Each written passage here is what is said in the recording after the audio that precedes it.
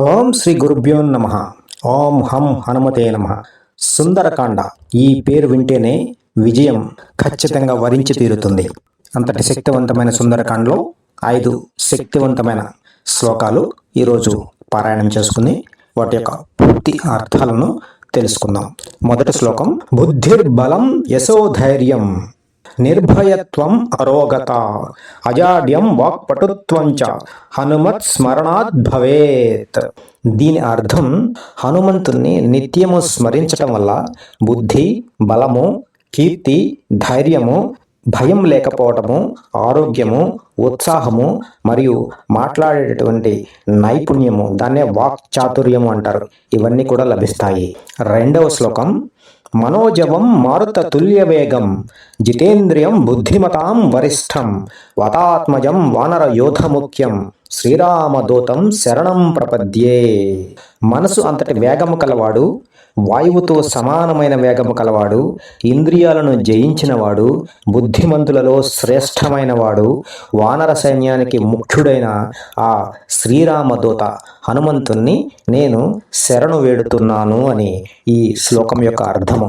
మూడవ శ్లోకం: ఆపదామపహర్తారం దాతారం సర్వసంపదాం లోకాభిరామం శ్రీరామం భూయో భూయో నమామ్యహం. దీనర్థం, ఆపదలను తొలగించేవాడు, సకల సంపదలను ఇచ్చేవాడు, లోకానికి ఆనందాన్ని ఇచ్చేవాడైన ఆ శ్రీరామచంద్రునికి నేను పదే పదే నమస్కరిస్తున్నాను అని ఈ శ్లోకం యొక్క అర్థం. ఇక నాలుగవ శ్లోకము: యత్ర యత్ర రఘునాథ కీర్తనం తత్ర తత్ర కృతమస్తకాంజలిం బాష్పవారి పరిపూర్ణలోచనం మారుతిం నమత రాక్షసాంతకం. ఎక్కడెక్కడైతే శ్రీరాముని కీర్తన జరుగుతుందో అక్కడ హనుమంతుడు భక్తితో, కళ్ళు నిండిన నీటితో చేతులు జోడించి ఉంటాడు. రాక్షసులను అంతం చేసేటటువంటి మారుతికి నమస్కారము అని ఈ శ్లోకం యొక్క అర్థము. ఇక ఐదవ శ్లోకము: ఆంజనేయమతి పాటలాననం కాంచనాద్రికమనీయ విగ్రహం పారిజాత తరుమూలవాసినం భావయామి పవమాననందనం. ఎర్రని ముఖం కలవాడు, బంగారు పర్వతం లాంటి దేహము కలవాడు, పారిజాత వృక్షం కింద నివసించేవాడు అయిన వాయుపుత్రుణ్ణి నేను ధ్యానిస్తున్నాను అని ఈ శ్లోకం యొక్క అర్థము. రామాయణంలో సుందరకాండకు ఉన్న ప్రాముఖ్యత అంతా ఇంత కాదు. హనుమంతుని పరాక్రమాన్ని, సీతమ్మ తల్లి వెతలను, శ్రీరామునిపై ఉన్న భక్తిని చాటి చెప్పే ఈ కాండను పఠించటం వల్ల సకల శుభాలు కలుగుతాయని శాస్త్రాలు చెబుతూ ఉన్నాయి. ఈరోజు మనం ఈ సుందరకాండలోని కొన్ని శ్లోకాలను మనం పారాయణం చేసుకుంటున్నాం.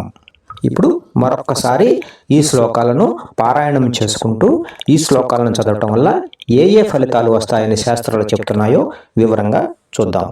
మొదటి శ్లోకం, ఇది హనుమంతుని స్మరిస్తూ చదువుకునేది. మనకు సర్వశక్తులను ఈ శ్లోకం ప్రసాదిస్తుంది అనేది నమ్మకం. బుద్ధిర్బలం యశోధైర్యం నిర్భయత్వం అరోగత అజాడ్యం వాక్పటుత్వం చ హనుమాత్ స్మరణాత్ భవేత్. ఇక రెండవ శ్లోకం, ఇది మనసు వేగంతో ప్రయాణించగలిగిన వాయుపుత్రుని యొక్క స్తుతి. ఇది విజయాన్ని తీసుకుని వస్తుందనేది నమ్మకం. మనోజవం మారుత తుల్య వేగం జితేంద్రియం బుద్ధిమతాం వరిష్టం వతాత్మజం వానర యోధముఖ్యం శ్రీరామదూతం శరణం ప్రపద్యే. ఇక మూడవ శ్లోకము, ఆపదలను తొలగించి సంపదలను ఇచ్చే రామనామ స్మరణము. ఆపదామపహర్తారం దాతారం సర్వసంపదాం లోకాభిరామం శ్రీరామం భూయో భూయో నమామ్యహం. ఇక నాలుగవ శ్లోకము, రామనామము వినిపించే చోట హనుమంతుడు ఎట్లా ఉంటాడో ఈ శ్లోకం తెలియజేస్తూ ఉంటుంది. యత్ర యత్ర రఘునాథ కీర్తనం తత్ర తత్ర కృతమస్తకాంజలి బాష్పవారి పరిపూర్ణలోచనం మారుతిం నమత రాక్షసాంతకం. ఇక ఐదవది, ఆంజనేయుని యొక్క దివ్యమైన రూపాన్ని వర్ణించేది ఈ శ్లోకం. ఈ శ్లోక పారాయణం చేయటం వల్ల ఈతి బాధలు తొలగిపోతాయి అని శాస్త్రాలు చెబుతూ ఉన్నాయి.